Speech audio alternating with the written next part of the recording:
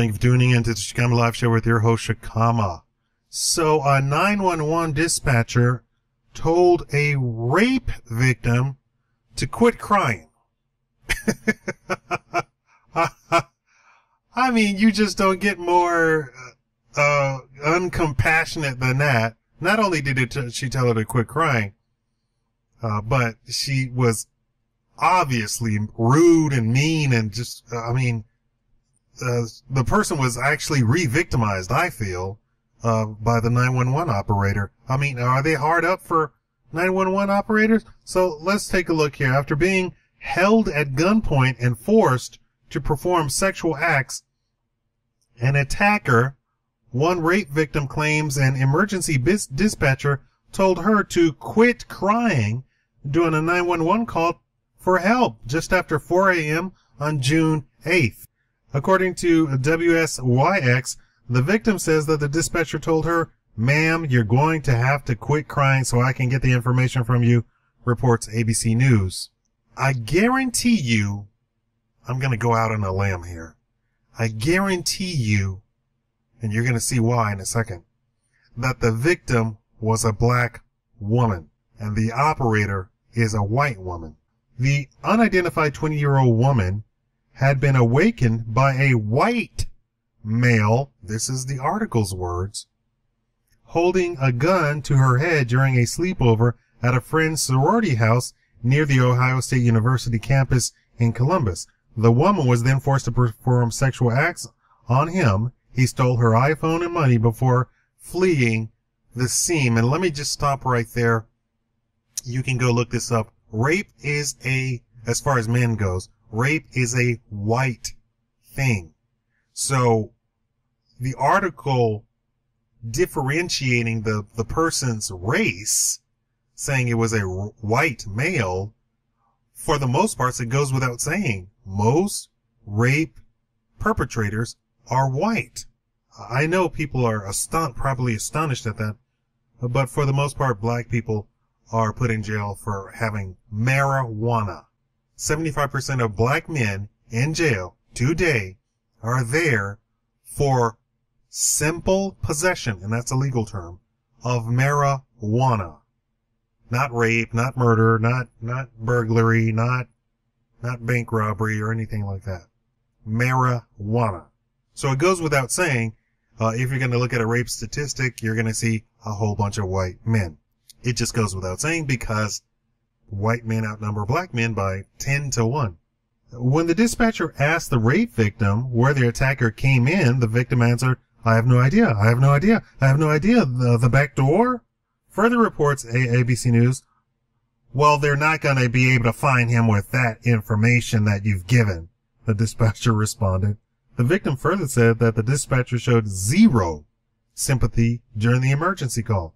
Now, I of course am acting out the quotes here, but how else would the dispatcher have said that? Would she have said, "Well, they're not going to be able to find him with the information that you've given"? No, she would never do that. You have a black woman screaming on the phone, saying that she's been raped. And this white dispatcher, they showed pictures of the dispatcher, is just like not having it. Well, they're not going to find him for that. Why even volunteer that information? A professional 911 dispatcher, somebody who's paid to do this for a living for hours on end, would say, "Well, is there anything else you could think of? Any other way? Anything?" You would search for options. Try and help the victim remember or help the victim give more details that would assist in the capture of the rape perpetrator, the rapist. Help the police catch the rapist, not beat the rape victim up. However, there's a twist at the end, right? Despite having the call record to prove the victim's claims, the dispatcher will reportedly not face any consequences because the suspect was ultimately caught by the police. What does the suspect being caught have to do with the behavior of the dispatcher? If you have dispatchers, yelling at victims and treating them like beasts or animals, nobody's going to call 911. They'll take it upon themselves and we will have the Wild West. Is that what you want? Where is this place?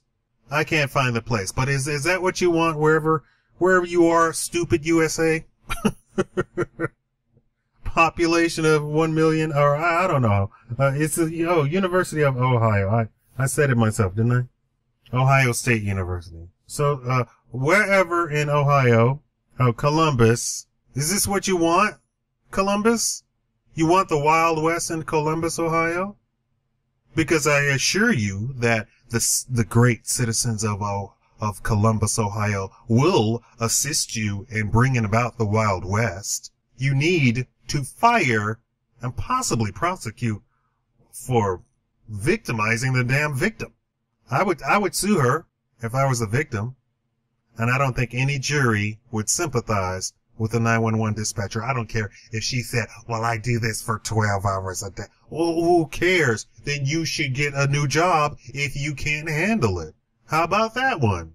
You're sitting in a chair. There is chefs, cooks, line cooks that are there 12 hours a day, 16 hours a day in a hot kitchen, having to carry 30, 40, 50 pounds worth of stuff, bags of stuff, ice, burning them, so putting their hands in burning oil, boiling oil.